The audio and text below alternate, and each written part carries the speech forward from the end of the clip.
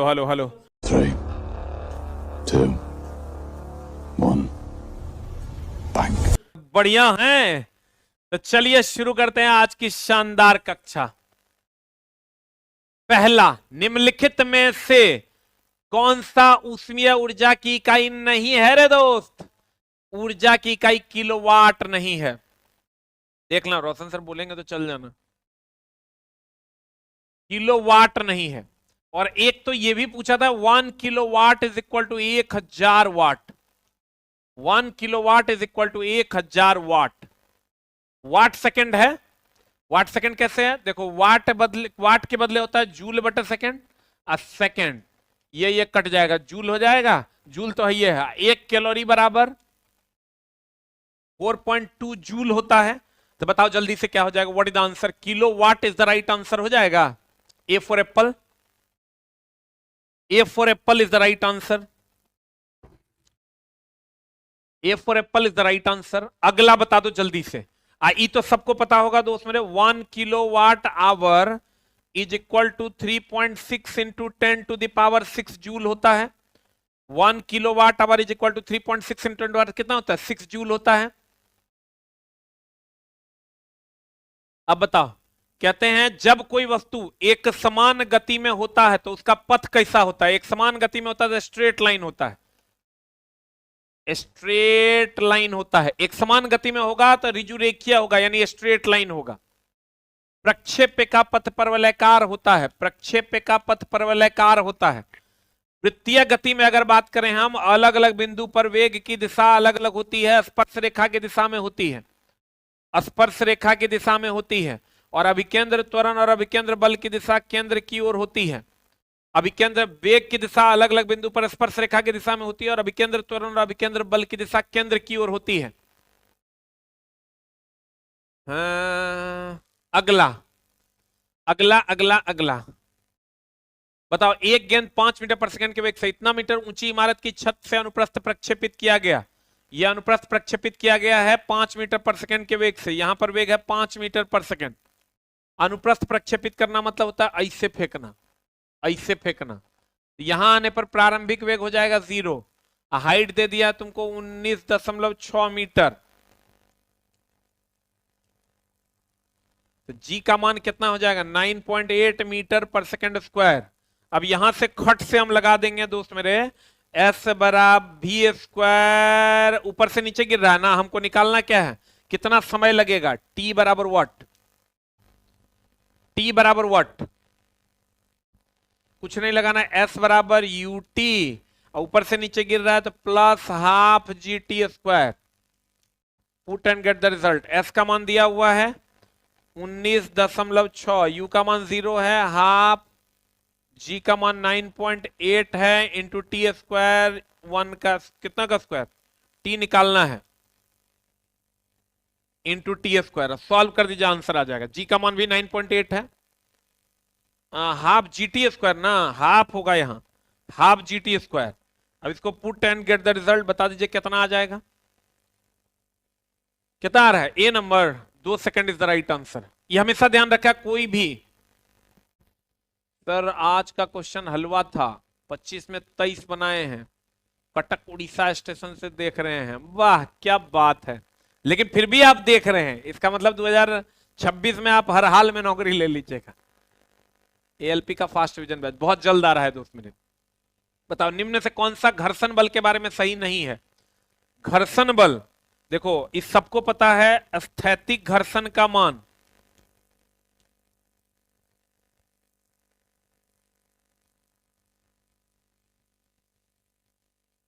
स्थैतिक घर्षण सबसे है, इसका मतलब 2026 में आप हर हाल में नौकरी ले लीजिएगा। एएलपी का फास्ट विजन बैच बहुत जल्द आ रहा है दोस्त मेरे। बताओ, निम्न से कौन सा घर्षण बल के बारे में सही नहीं है? घर्षण बल, देखो इस सबको पता है स्थैतिक घर्षण का मान।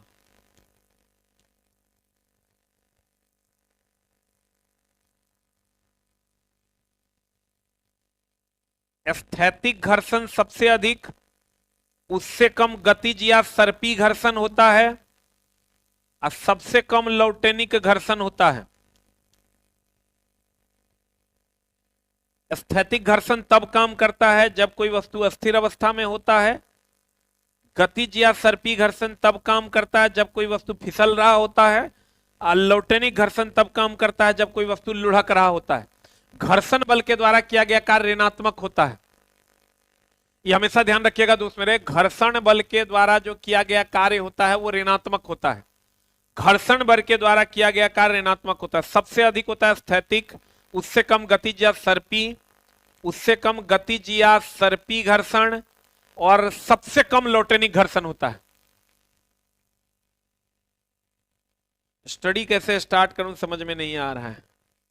क्या बात है, समझो दोस्त मेरे, पढ़ना पड़ेगा एकदम। जैसे पढ़ रहे टेस्ट मारिए, क्वेश्चन डिस्कशंस कीजिए, आपका काम हो जाएगा।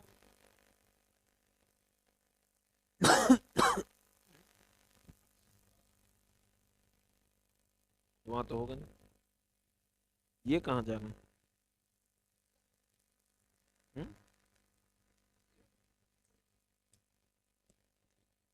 बताओ जल्दी से, एस्थेटिक आंसर बता दो जल्दी से, क्या हो जाएगा? What is the answer? Answer बता दो दोस्त मेरे। किसी रोलिंग घर्षण, स्लाइडिंग घर्षण, स्लाइडिंग ये हो गया गतिज की तुलना में अधिक होता है। नहीं भाई, रोलिंग सबसे कम होता है और घर्षण बल के द्वारा किया गया कार्य ऋणात्मक होता है। घर्षण बल के द्वारा किया गया कार्य ऋणात्मक होता है, ध्यान रखिए। घर्षण बल हमेशा गति का विरोध करता है। गति का द्वितीय नियम दर्शाता है। गति का द्वितीय नियम किसको दर्शाता है? गति का द्वितीय नियम कहता है दोस्त मेरे, किसी वस्तु पर आरोपित बल संवेग में परिवर्तन की दर का समानुपाती होता है। आरोपित बल जो होता है ये संवेग में परिवर्तन की दर का समानुपाती होता है, या F बराबर ma होता है। यही दूगो है। संवेग में परिवर्तन को, संवेग को हम लोग गति की मात्रा भी कहते हैं। संवेग को हम लोग गति की मात्रा भी कहते हैं।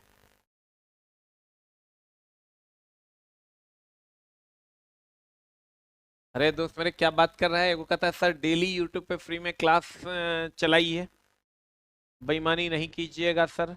अरे दोस्त तेरा पता है, पिछला हमको लगता है 5-5.5 साल से अभी तक रेगुलर पढ़ाए हैं तुमको यूट्यूब पे, और अब तो लगभग सब चीज पढ़ा ही दी है। लेकिन अब ग्रुप डी के लिए अब मोर देन सफिशियंट है। फिर इसके बाद दूसरे एग्जाम के लिए आएंगे। 1-2 महीना का दोस्त मेरे गैप भी होता है, 10 दिन 15 दिन का गैप भी होता है, तब भी फिर से शुरू हो जाता है। कितनी सारी कक्षाएं आपको मिलती है, तब भी संतुष्ट नहीं हो पाते हैं। कोई बात नहीं, ये तो भूख है आपकी दोस्त मेरे। ये भूख जिस दिन मिट जाएगी उस दिन खत्म हो जाएगा सारा चीज। बताओ आंसर। गति का द्वितीय नियम कौन सा है? किसी वस्तु के गति में परिवर्तन की दर, गति मतलब संवेग में परिवर्तन की दर, गति में परिवर्तन मतलब संवेग में परिवर्तन की दर की दिशा वस्तु पर लागू शुद्ध बल के अनुपातिक होता है। ई जो है, किसी वस्तु, प्रत्येक वस्तु एक अस्थिर या समान अवस्था में रहेगी जब तक कि शुद्ध बल की क्रिया अवस्था बदलने के लिए मजबूत ना हो। यह प्रथम नियम है, पहला नियम है। जब शुद्ध बल लागू होता है तो प्रत्येक वस्तु एक समान गति में रहेगा। वस्तु की गति में परिवर्तन की दर लागू, वस्तु की गति में परिवर्तन की दर लागू शुद्ध बल के साथ बदल जाएगा। यह भी नहीं होगा, हो जाएगा किसी वस्तु की गति यहाँ के मात्रा में, यहाँ एक शब्द जोड़ना होगा, गति नहीं होगा, गति के मात्रा होगा। और जब ये गति के मात्रा होगा तभी संवेग होगा। गति का मात्रा होगा तभी संवेग होगा।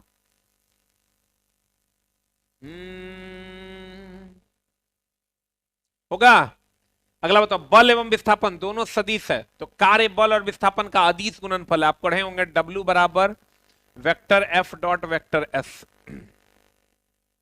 W बराबर vector F dot vector S होता है, अदिश गुणनफल होता है। अदिश गुणनफल होता है। कार्य W बराबर क्या होता है? यहीं से निकल कर आता है W बराबर FF cos theta. FF cos theta, ये हमेशा ध्यान रखिएगा। थीटा का मान 0 डिग्री होगा तो कार्य का मान महत्तम हो जाएगा। थीटा का मान 0 डिग्री होगा, कार्य का मान महत्तम हो जाएगा। थीटा का मान 90 डिग्री होगा, कार्य का मान 0 हो जाएगा। थीटा का मान 180 डिग्री होगा, कार्य का मान ऋणात्मक हो जाएगा। कार्य का मान ऋणात्मक हो जाएगा। और ऋणात्मक कार्य होता है घर्षण बल के द्वारा। ऋणात्मक कार्य किसके द्वारा होता है दोस्त मेरे? घर्षण बल के द्वारा। ऋणात्मक कार्य किसके द्वारा होता है? घर्षण बल के द्वारा ऋणात्मक कार्य होता है। घर्षण बल के द्वारा दोस्त मेरे ऋणात्मक कार्य होता है। अच्छा बताओ जल्दी से, घर्षण घर्षण जो होता है, घर्षण बल या घर्षण गुणांक जो है इसका इसका मान जो है 0 से 1 के बीच होता है। घर्षण गुणांक का मान जो होता है दोस्त मेरे 0 से 1 के बीच होता है, 0 से 1 के बीच होता है। दूसरा 1 से अधिक होता है, 1 से अधिक होता है। बताओ घर्षण गुणांक मात्रकहीन और बीमाहीन राशि है। घर्षण गुणांक मात्रकहीन और बीमाहीन राशि है और घर्षण गुणांक का मान 0 से 1 के बीच होता है, 0 से 1 के बीच होता है। बिहार इलेक्ट्रिसिटी का बैच आ चुका है दोस्त मेरे, कल से स्टार्ट होगा आस ऑफिशियल ऐप पे। एक ट्रक तथा एक कार समान गति ऊर्जा के साथ गतिशील है, उन्हें रोकने के लिए अगर बल प्रयुक्त किया जाए तो क्या होगा? What is the answer? समान गति ऊर्जा के साथ दोनों ठहरने के पूर्व समान दूरी तय करेगा, क्योंकि समान गति ऊर्जा है, समान दूरी तय करेगा। किसी पिंड पर इतना न्यूटन का बल और इतना विस्थापन है, विस्थापन के विपरीत दिशा में कार्य करता है। तो विस्थापन के विपरीत दिशा में हो गया मतलब थीटा का मान हो गया 180 डिग्री। अगर बल और विस्थापन दोनों विपरीत दिशा में हो गया थीटा 180 डिग्री, और अगर बल और विस्थापन दोनों सेम दिशा में हो गया तो थीटा का मान हो गया 0 degree. Theta is called as 0 degree. दोनों विपरीत है ना, तो विपरीत है तो निगेटिव हो जाएगा 180। W बराबर हो जाएगा FS cos 180। F का मान कितना? 20। S का मान 2 गुना cos 180, ये हो जाएगा -1, ये होता है -1। 20 दूनी 40, -40 is the right answer. cos 180 -1 ना। एक बच्चा बता, प्रिय शिक्षक आपको सफलता, खुशी और अनंत प्रेरणा से भरे नए साल की हार्दिक शुभकामनाएं। Happy new year. एकदम आपको नए साल की ढेर सारी शुभकामनाएं।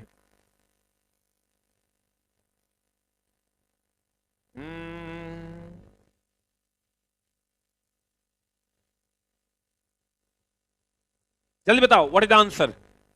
-40 हो जाएगा क्या? -40 इज द राइट आंसर। पढ़े? मैं ऑफलाइन का चला हूं, अभी ट्रेन में हूं। वेरी गुड, एकदम बेस्ट ऑफ लक। जब भी कोई वस्तु पृथ्वी की ओर गिरता है तो वस्तु के में त्वरण उत्पन्न होता है। निम्नलिखित में से कौन सा बल या त्वरण उत्पन्न करता है? पृथ्वी का गुरुत्वाकर्षण बल।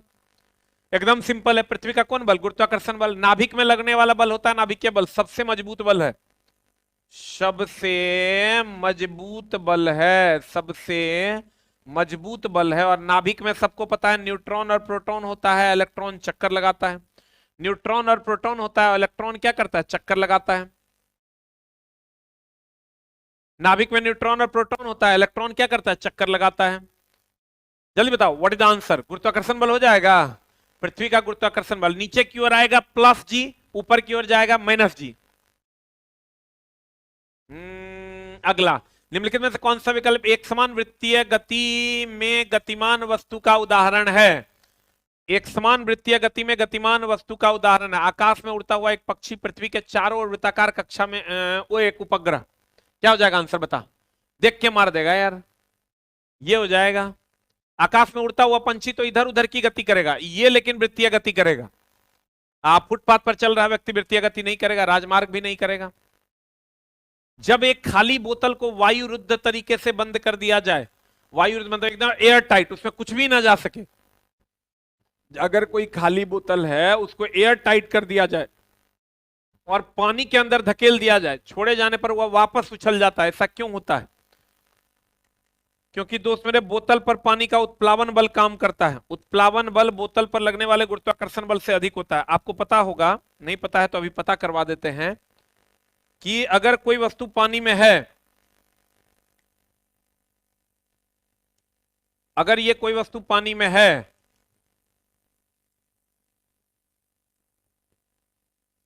तो नीचे की ओर लगने वाला भार बल है, ऊपर की ओर उत्प्लावन बल। नीचे की ओर भार बल, ऊपर की ओर उत्प्लावन बल। नीचे की ओर भार बल, ऊपर की ओर उत्प्लावन बल। ध्यान से देखो, हर जगह जहां भी नीचे की ओर लगेगा वो भार बल लगेगा, ऊपर की ओर लगेगा उत्प्लावन बल लगेगा। W है भार बल, W की अगर हम बात करें दोस्त मेरे, W है भार बल। देखो ऐसे कैसे हम बताते हैं इसका जुगाड़। W है भार बल और W1 है उत्प्लावन बल।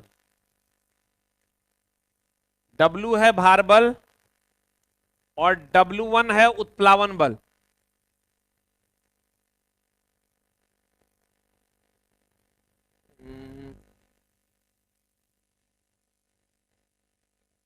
W है भार बल और W1 कौन बल है? उत्प्लावन बल है। ये हमेशा ध्यान रखना है। ये कोई वस्तु है ना दोस्त मेरे, भार बल ऊपर से नीचे लगता है, उत्प्लावन बल नीचे से ऊपर लगता है। अगर भार बल ज्यादा होगा तो डूब जाएगा, उत्प्लावन बल ज्यादा होगा तो तैरेगा, दोनों बल बराबर होगा तो बीच में रहेगा। अगर भार बल ज्यादा होगा तो डूब जाएगा, उत्प्लावन बल ज्यादा होगा तो तैरेगा, और दोनों बल बराबर होगा तो बीच में रहेगा। भार बल ऊपर से नीचे की ओर लगता है, उत्प्लावन बल नीचे से ऊपर की ओर लगता है।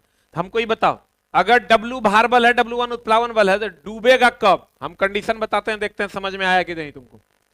डूबेगा वो कब? जब W1 यानी भार बल ज्यादा होगा उत्प्लावन बल से, या भार बल कम होगा उत्प्लावन बल से। आंसर बता।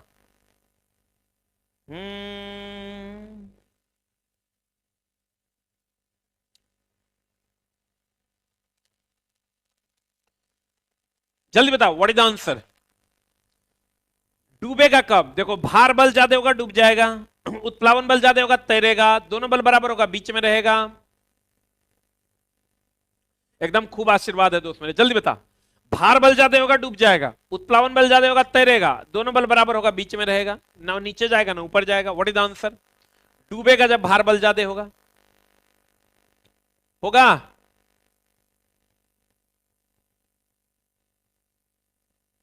निम्नलिखित में से कौन सा कारक वाष्पीकरण की दर को प्रभावित करता है?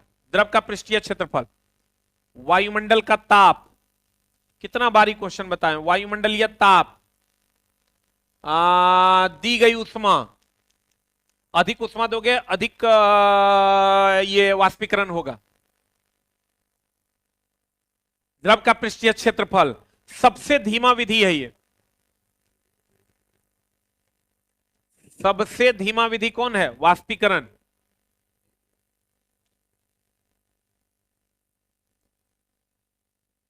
सबसे धीमा विधि कौन है दोस्तों? वाष्पीकरण है। अब बताओ, पृष्ठीय शब्द थाली में ले लो और लोटा में ले लो, सबसे अधिक वाष्पीकृत होगा थाली में। वायुमंडलीय ताप अधिक होगा तब भी अधिक होगा, दी गई उष्मा अधिक होगा तब भी अधिक होगा। जिस तरीके से मस्तिष्क किसी उत्सर्जित ध्वनि की आवृत्ति को पहचान करता है उसे क्या कहते हैं? बताओ। मस्तिष्क जो दी गई ध्वनि की आवृत्ति की पहचान करता है उसे हम लोग पिच कहते हैं। आपको नहीं पता है तो ध्यान रखिए, यह तीव्रता जो है, ध्वनि की तीव्रता जो आयाम पर निर्भर करता है, ध्वनि की तीव्रता जो आयाम पर निर्भर करता है, इसके कारण ध्वनि धीमा या प्रबल सुनाई पड़ता है। और ध्वनि का तारत्व जो आवृत्ति पर निर्भर करता है, इसके कारण ध्वनि मोटा या पतला सुनाई देता है। बताओ, ध्वनि की तीव्रता आयाम पर निर्भर करती है, इसके कारण ध्वनि धीमा या प्रबल।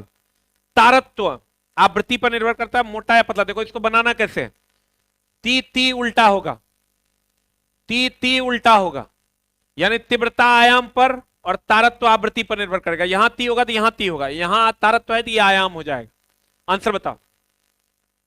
जिस तरीके से मस्तिष्क किसी उत्सर्जित ध्वनि की आवृत्ति कह दिया था, आवृत्ति कह दिया तो तारत्व हो जाएगा, और इसका इंग्लिश होता है पिच,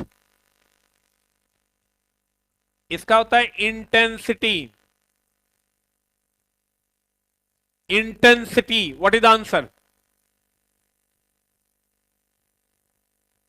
होगा? आपके आशीर्वाद से आरपीएफ ज्वाइन कर गया। मेरा नाम लीजिए sir, mister Tripathi. Very good, बहुत बढ़िया। खाली हमको पकड़िएगा नहीं।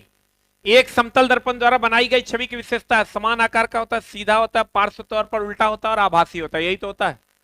समतल दर्पण में जितनी दूरी पर वस्तु होता है ना, उतनी ही दूरी पर प्रतिबिंब भी बनता है। और ये अगर वस्तु है, ये अगर प्रतिबिंब है, तो अपनी पूरी लंबाई देखने के लिए इसकी लंबाई जो होती है वो कम से कम आधी लंबाई की होनी चाहिए। ई अगर भी मीटर पर सेकंड से दौड़ेगा तो इसको अपना प्रतिबिंब 2 भी मीटर पर सेकंड से दौड़ता हुआ प्रतीत होगा। प्रतिबिंबों की संख्या विषम है, प्रतिबिंबों की संख्या हमेशा विषम होती है। बताओ, दो समानांतर रखा हुआ है प्रतिबिंब, इसमें बताओ दो समानांतर दर्पण है, इसमें प्रतिबिंबों की संख्या बताओ 0 होता है या अनंत होता है? क्या हो जाएगा आंसर? 0 या अनंत? जल्दी बताओ। दो दर्पण एक दूसरे के समानांतर है। क्वेश्चन 12 में क्या हो गया एक बार चेक कर लेंगे, कोई बात नहीं। दो समानांतर दर्पण है, इसमें प्रतिबिंबों की संख्या कितनी हो जाएगी? देखो, समानांतर होता है तो 360/थीटा होता है, थीटा का मान समानांतर रेखाओं के बीच का कोण 0 डिग्री होता है, अनंत हो जाएगा। इधर राइट आंसर, समानांतर रेखाओं के बीच का प्रतिबिंब अनंत होता है। 12 में क्या हो गया? आसपास की हवा के वाष्पीकरण की दर को प्रभावित करता है। अच्छा, प्रभावित नहीं करता है दिया हुआ है रे। अरे अरे अरे, प्रभावित नहीं करता है ना, है रंग प्रभावित नहीं करता। हाँ सही है, रंग प्रभावित नहीं करता है। बताए सही है, टिक मारे हैं गड़बड़। अगला बता, आवर्धन एक धनात्मक और ऋणात्मक चिन्ह दर्शाता है। प्रतिबिंब, देखो आवर्धन में अगर ये धनात्मक चिन्ह है तो काल्पनिक सीधा, और अगर ऋणात्मक चिन्ह है तो वास्तविक उल्टा। धनात्मक है तो काल्पनिक सीधा, ऋणात्मक है तो वास्तविक उल्टा। एकदम सिंपल है। m का मान 1 से कम है तो छोटा प्रतिबिंब बनेगा, 1 के बराबर है तो बराबर प्रतिबिंब बनेगा,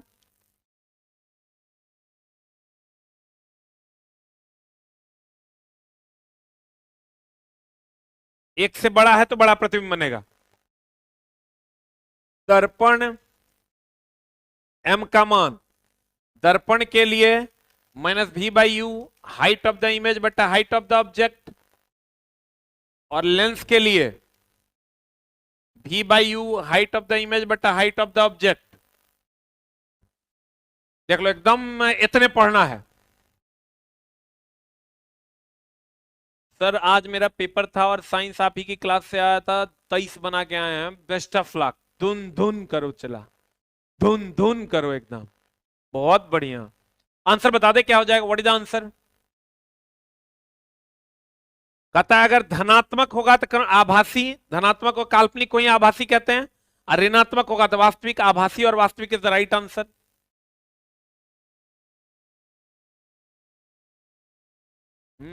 हो गया? अरे हुआ। अगला, गोलीय दर्पण के मुख्य फोकस के बारे में निम्नलिखित में से कौन सा कथन सत्य नहीं है? गोलीय दर्पण है, गोलीय दर्पण अवतल उत्तल दोनों होता है। आंसर बता दो जल्दी से, क्या हो जाए? कौन सा कह रहा है सत्य नहीं है, वो खोजना है जो सत्य नहीं है, मतलब झूठ है या सदैव मुख्य अक्ष पर स्थित होता है। देख लो तो, कौन मुख्य फोकस की बात कर रहा है, ऐप की बात कर रहा है। ये तो मुख्य फोकस जो होता है हमेशा मुख्य अक्ष पर होता है। परावर्तन के बाद फोकस से गुजरने वाली आपतित किरण मुख्य अक्ष के समानांतर हो जाती है, एकदम हो जाती है।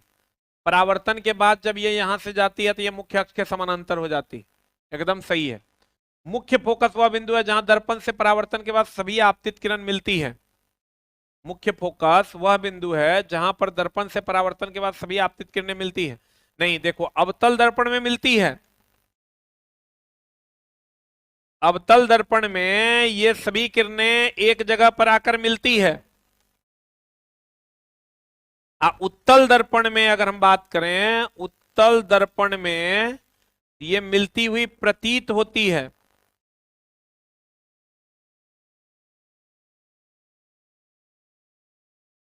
ये मिलती हुई प्रतीत होती है, अवतल दर्पण में मिलती है और उत्तल दर्पण में मिलती हुई प्रतीत होती है। आंसर बताओ। कहते यह सदैव मुख्य अक्ष पर स्थित होता है, फोकस एकदम होता है। परावर्तन के बाद फोकस से गुजरने वाली आपतित किरण मुख्य अक्ष के समानांतर होती है, फोकस से गुजरेगा मुख्य अक्ष के समानांतर हो जाता है। सही नहीं है कह रहा है, बताओ कौन सा सही नहीं है। What is the answer for 16? केवल 3। परावर्तन के बाद फोकस से गुजरने वाली आपतित किरण मुख्य अक्ष के समानांतर हो जाती। परावर्तन के बाद यहां कर लो दोस्त मेरे, अवतल दर्पण में, अवतल दर्पण में, तब नहीं तो फिर उत्तल के लिए गलत हो जाएगा।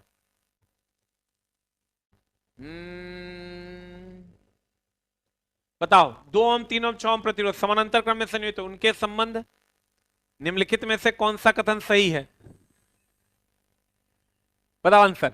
समानांतर में न है, समानांतर में आपको पता है वोल्टेज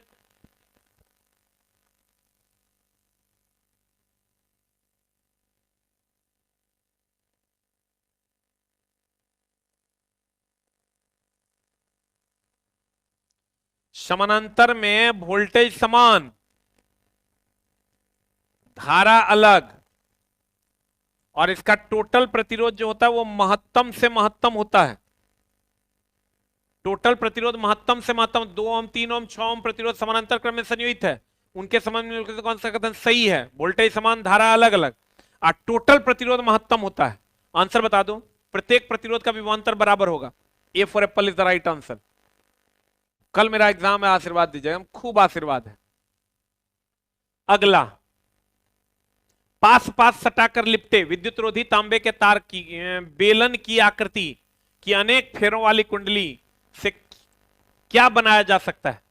कह रहा है क्वेश्चन, पास पास लिपटी, ये जो बेलन के आकार की बनाते हैं इसी को तो हम लोग परिनालिका कहते हैं, जिसमें हर जगह विद्युतीय क्षेत्र समान, हर जगह चुंबकीय क्षेत्र समान होता है, हर जगह चुंबकीय क्षेत्र जो होता है वो समान होता है हर जगह। इसको सोलेनॉइड कहते हैं, परिनालिका कहते हैं। क्वेश्चन पूछा था पिछले बार भी,